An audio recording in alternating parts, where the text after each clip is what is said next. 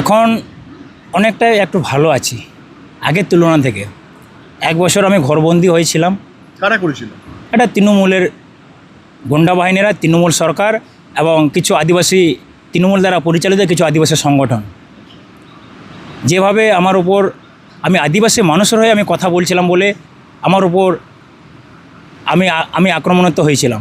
যেভাবে আমাকে প্রাণে মেরে ফেলার চেষ্টা করেছিল, এবং আমি মানুষের হয়ে কেন আমি কথা বলছি, ওটাই হচ্ছে ওদের রাগ। আমি উন্নয়নমূলক কথা বলছি বলে ওদের ওটাই রাগ। এই যে ডেউচা পাচামি নিয়ে যে সরকারের যে ভাওতাবাজি, তাই নিয়ে আমি আন্দোলন করেছি বলে, যে মানুষের যাতে অধিকার যাতে পায়, জল জঙ্গল জমি যাতে উচ্ছেদ যাতে না হয়। আদিবাসীরা জল জঙ্গল জমিটাকে বাঁচানোর জন্য লড়াই করছে, এবং সরকার কিন্তু সেটা, তৃণমূল সরকার সেটা কিন্তু ধ্বংস করেছেন। এখন তাকে তো খুঁজে পাওয়া যাচ্ছে না।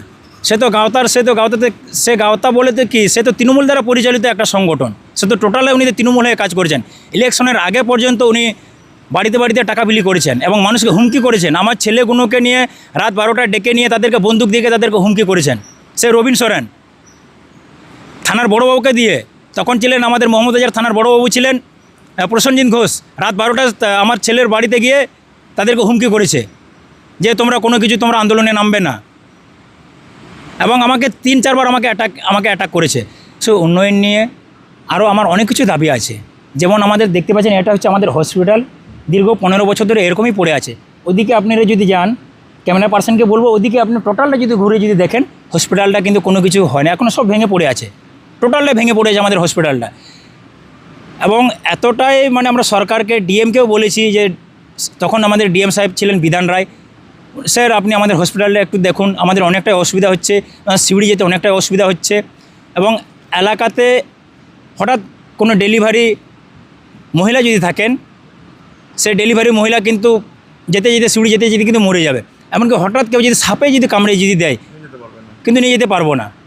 এবং আমি একটাই দাবি করছি, আমাদের হসপিটালটা যাতে পুনর্নির্মাণ যাতে করা হয়, এবং 100টা বেড যাতে এখানে যেতে থাকে, এবং সাপের ভ্যাকসিন, সমস্ত সাপের ভ্যাকসিন যাতে এখানে যেতে পাওয়া যায়। আমি একটাই আবেদন করব যে আমাদের এলাকাটা ডেভেলপমেন্টটা যাতে হয়, উন্নয়ন যাতে হয়, হসপিটাল হবে, রাস্তাঘাট হবে, কলেজ হবে, এবং আমাদের সাঁওতালি ভাষা দিয়ে, অলচিকি লিপি দিয়ে যাতে পঠন পাঠন যাতে শুরু হয়, প্রাথমিক স্তর থেকে একদম কলেজ অবধি, যাতে প্রাথমিক স্তর থেকে একদম কলেজ অবধি যাতে পঠন পাঠন যাতে শুরু হয় অলচিকি লিপি দিয়ে। এবং আমাদের এখানে আমাদের গিরিয়র স্কুল আছেন, উচ্চ বিদ্যালয়, গিরিয়র সাঁওতাল উচ্চ বিদ্যালয়, সেখানে যাতে পঠন পাঠন যাতে শুরু হয়, সেটা নিয়ে আমি সরকারকে আমি অনুরোধ করছি, এখানে যাতে অলচিকি লিপিতে যাতে পঠন পাঠন যাতে শুরু হয়। এই যেভাবে আমাদের পলিউশনটা হচ্ছে এলাকায়, আমি সরকারের কাছে অনুরোধ করব, এই ধুলোকণিটা যাতে নিয়ন্ত্রণ যাতে করা হয়। এবং এই সিলিকোসিস, এই ধুলোর কারণে অনেক মানুষের কিন্তু সিলিকোসিস রোগ হচ্ছে, এবং অনেক মানুষ মারা যাচ্ছেন।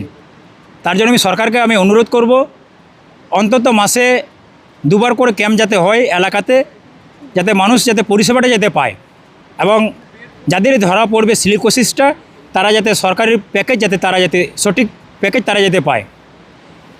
এবং এই সিলিকোসিস যে হারে হচ্ছে, প্রচুর পরিমাণে হচ্ছে, সেটা নিয়ন্ত্রণ যদি না করতে পারা যায়, তাহলে অনেক মানুষ এলাকার কিন্তু মারা যাবেন, মারাও যাচ্ছেও, এবং অনেক মানুষ মারা যাচ্ছেন। এবং এই সিলিকোসিস রোগটাকে টিবি বলে তারা কিন্তু আখ্যা করে দিচ্ছেন, এবং টিবি বলে তারা কিন্তু চালিয়ে দিচ্ছেন।